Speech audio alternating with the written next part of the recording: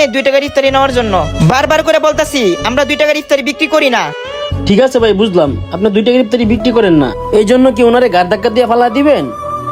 থাক ভাই, যা হওয়ার হয়েছে, ওনার সাথে আর কথা বললেন না। ভাই, দোষ তো ওনার না, দোষ হচ্ছে আমার ভাগ্যের। কারণ এই দুনিয়াতে আল্লাহ আমারে গরিব বানায় পাঠাইছে।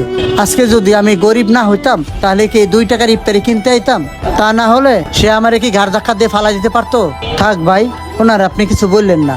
ঠিক আছে, বুঝলাম আপনার কাছে টাকা নাই, এই জন্য তো সে আপনাকে গাড় ধাক্কা দিয়ে ফলাইতে পারে না। শুনেন, আপনাকে আমি একটা কথা বলি, আজ ওনার কাছে 2 টাকা আছে বলে আপনি ওনারে ইফতারি দিলেন না। ঠিক আছে, ভালো কথা, ইফতারি দেন নাই। আপনি তো তারে সুন্দরভাবে বুঝে বলতে পারতেন যে আমরা 2 টাকার ইফতারি বিক্রি করি না।